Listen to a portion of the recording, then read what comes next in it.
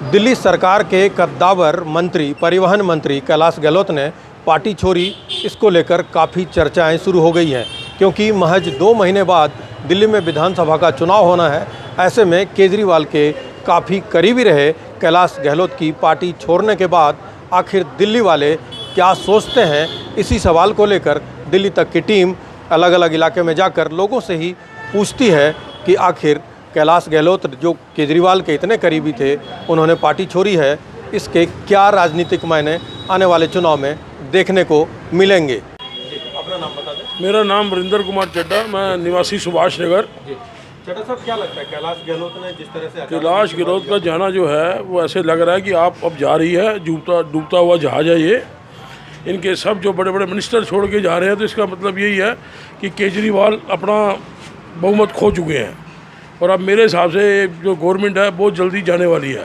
और कैलाश गहलोत तो अरविंद केजरीवाल के बहुत करीबी थे, लेकिन वो जो बातें उन्होंने की हैं वो बातें बिल्कुल सही हैं कि ये सिर्फ राजनीति के लिए पार्टी आई है और ये कुछ नहीं कर रही, ना ये किसी का भला कर रही है, ना ये कुछ कर रही है, ये सिर्फ अपने पैसे बना रहे हैं, बस और कुछ नहीं कर रही है। आम आदमी पार्टी कह रही है बीजेपी डरा रही है ईडी और सीबीआई से। नहीं, ऐसा कुछ नहीं है। ये तो अब उनके पास और कोई बहाना है नहीं, उन्होंने यही बातें करनी है और वो क्या बातें करेंगे, वो यही बातें बस, और क्या है। आम आदमी पार्टी डूबता जहाज है, बहुत जल्दी ये डूबने वाला है, इसका सूर्य अस्त होने वाला है। सबसे पहले अपना नाम बता दें। मेरा नाम श्याम सिंह है। जी श्याम जी, जो कैलाश गहलोत ने इस्तीफा दिया, क्या लगता है आने वाले विधानसभा चुनाव में आम आदमी पार्टी पर कोई असर होगा? बिल्कुल कोई असर नहीं होगा, क्योंकि दिल्ली की जनता और उनके क्षेत्र की जनता ये समझ रही है कि ये ईडी और सीबीआई के डर से, जेल जाने के डर से ये पाला बदल चुके हैं। आज इतने साल से ये मंत्री हैं, अरविंद केजरीवाल जी ने इन पे भरोसा किया, इनको अभी तक नहीं दिखा कि जो भी इल्ज़ाम ये केजरीवाल जी पे लगा रहे हैं, आज तक नहीं दिखा। जैसे ही इनको लगा कि अब मैं जेल चला जाऊंगा, ये लोग जेल भेज देंगे इसका दुरुपयोग करके, तो इन्होंने तुरंत जेल जाने के डर से पाला बदल लिया है। और इन्होंने पाला बदल के डर के अरविंद केजरीवाल जी से, दिल्ली की जनता से और अपने क्षेत्र की जनता के साथ इन्होंने गद्दारी किया है। और ऐसे गद्दार जो भी लोग अरविंद केजरीवाल जी को छोड़े हैं, उनकी राजनीति बिल्कुल ख़त्म हो गई है। चाहे वो साजिया इल्मी हो, विनोद कुमार बिन्नी हो, कुमार विश्वास हो, और भी ढेर सारे नेता हैं जिन्होंने भी अरविंद जी को छोड़ा, क्योंकि दिल्ली के लोग अरविंद केजरीवाल को अपना बेटा, अपना भाई, अपने परिवार का हिस्सा समझते हैं। जो इन्होंने जनहित में कार्य किए हैं, उस पर दिल्ली की जनता जो है इनको सपोर्ट करती है और आगे भी सपोर्ट करती रहेगी। और इसका जवाब इनको भी और भाजपा को भी दिल्ली की जनता देगी। इस बार करारा जवाब मिलेगा। ये अरविंद वही है, इनको डर है जिस तरह से पूरे देश में बीजेपी, ईडी और सीबीआई और बाकी की एजेंसियों का, पुलिस का दुरुपयोग करके लोगों को डरा धमका के सरकारें गिरा रही है। आप देख रहे हो कहीं पे इनके 2 एमएलए जीतते हैं और 2 एमएलए वाली भी पार्टी सरकार बना लेती है। महाराष्ट्र में आपने देखा किस तरह से इन्होंने पार्टी को तोड़ दिया। वही हाल ये दिल्ली में करना चाहते हैं। इन्होंने दिल्ली के आम आदमी पार्टी के सारे टॉप नेताओं को जेल में डाल दिया। जो भी A, B, C, D, जो भी 1 नंबर, 2 नंबर, 3 नंबर, 4 नंबर नेता हैं, सबको जेल में डाला। और इनको आश्चर्य लग रहा है कि ये पार्टी टूटी नहीं। तो इसी तरह से कैलाश गहलोत जी का नंबर बहुत पहले था। अब कैलाश गहलोत जी को टूटना नहीं चाहिए, लेकिन अब क्या बात हुई, क्यों डर गए इतना? क्योंकि बाकी नेता नहीं डरे। सत्येंद्र जैन जी 2 साल के आसपास, 2.5 साल के आसपास जेल में रहे। तो ये डर के मारे पूरे क्षेत्र की जनता में चर्चा है नजफगढ़ विधानसभा में कि ये डर के मारे, ईडी और सीबीआई के डर के मारे इन्होंने विश्वासघात किया। ये बहुत बड़ा विश्वासघात है अरविंद केजरीवाल के साथ, और दिल्ली की जनता समझ रही है, इनके क्षेत्र की जनता समझ रही है। इसका करारा जवाब मिलेगा इनको। सबसे पहले अपना नाम बता दें। मेरा नाम मनोज नागपाल है। और मनोज जी, क्या लगता है कि जिस तरह से कैलाश गहलोत ने इस्तीफा दिया, अब आने वाले विधानसभा चुनाव में क्या असर होने वाला? निश्चित रूप से कैलाश गहलोत जी के इस्तीफे का बहुत असर रहेगा और आम आदमी पार्टी एकदम से बैकफुट पर क्या आ गई है इनके इस्तीफे की वजह से, क्योंकि एक बड़ा चेहरा था, जाट समुदाय का एक बड़ा चेहरा है। नजफगढ़ से लगातार विधानसभा चुनाव जीत के आ रहे हैं और उत्तम नगर तक वही एक बड़ा चेहरा था। और शायद अगर लोकसभा लड़ते तो भी मुझे इतना आश्चर्य ना होता। बड़ा चेहरा है, बड़ा नाम है, पढ़ा लिखा चेहरा है, एडवोकेट डिग्री है उनके पास। और उन्होंने जिस प्रकार से पार्टी तो छोड़ी, मंत्री पद भी छोड़ा, लेकिन आप देखें उन्होंने बड़ा स्पष्ट बोला कि यमुना साफ नहीं हुई इतने सालों में। और उन्होंने बड़ा स्पष्ट तौर पे कहा कि शीश महल जैसे घोटाले से पार्टी की साख गिरी है। और उन्होंने बड़ा स्पष्ट तौर पे और बताया कि केंद्र सरकार और दिल्ली सरकार उलझे हुए हैं और दिल्ली सरकार ने उलझ के सारा समय जो है वो गंवा दिया और दिल्ली के लोगों को विकास नहीं मिला। अब ये बात आम आदमी पार्टी के पूर्व नेता मानने लग गए हैं या नेता कि आम आदमी पार्टी ने कोई विकास कार्य नहीं किया और अब जनता को फेस करने का समय आ गया है। तो शायद कैलाश जी ने सोचा होगा कि किस मुंह से फेस किया जाएगा, कार्य तो हो नहीं पाए दिल्ली सरकार में। अब बेशक उनकी विधानसभा में क्या होगा ये मैं नहीं कह सकता, लेकिन आम आदमी पार्टी को निश्चित तौर पे बहुत ही बड़ा झटका है ये। अरविंद केजरीवाल के काफ़ी करीबी भी रहे। अरविंद केजरीवाल जी के बहुत करीबी थे। आज जब पीछे उनके इस्तीफ़ा देने की बात चली थी तो एक बार टीवी पे आपके चैनल के माध्यम से भी बताया गया था कि कैलाश गहलोत भी मुख्यमंत्री हो सकते हैं। तो करीबी व्यक्ति थे, काबिल व्यक्ति थे, तभी तो ये इस तरह की क्लिपिंग्स वगैरह न्यूज़ पे चली हैं और वो नहीं बने, क्योंकि अरविंद केजरीवाल जी को हमेशा ही रबर स्टैंप चाहिए होती है। पढ़ा लिखा व्यक्ति या कोई बड़ा आदमी नहीं चाहिए होता, उनको वही व्यक्ति चाहिए होता है जो उनकी स्टैंप की तरह काम करे। तो अगर चर्चा ये भी हो रही है कि ईडी और सीबीआई का दबाव और बीजेपी में शामिल होंगे।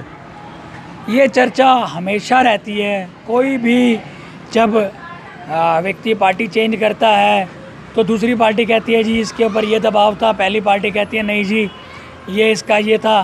तो जब भी कभी यहाँ से कोई व्यक्ति आम आदमी पार्टी से भाजपा में आएगा तो उस पर ईडी और सीबीआई का दबाव माना जाएगा। जब यहाँ कांग्रेस से कोई अब व्यक्ति आम आदमी जी में जाएगा तो वो नीतियों से प्रभावित होकर जाएगा। ये रटी रटाई भाषा है, ये लगातार चलती रहती है। कुछ और लोग हमारे साथ, हम उनसे भी यही सवाल रखते हैं। सबसे पहले अपना नाम बता दें। मेरा नाम कर्ण दहिया है, मैं उत्तम नगर का निवासी हूँ। भैया साहब, जो कैलाश गहलोत ने इस्तीफा दिया उससे क्या लगता है आपको कि चुनाव में कोई असर होगा?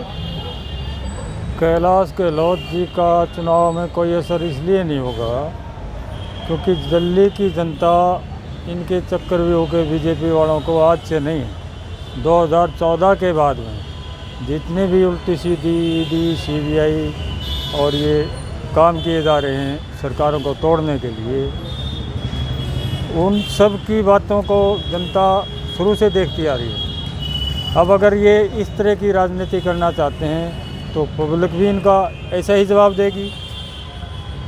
ये वो वक्त चला गया कि वो अपनी डुगडुगी बजाते थे और जनता को बहका लेते थे। अब ये गहलोत साहब के ऊपर इतना भारी दबाव इन्होंने बना दिया कि वो उसको बर्दाश्त नहीं कर पाए।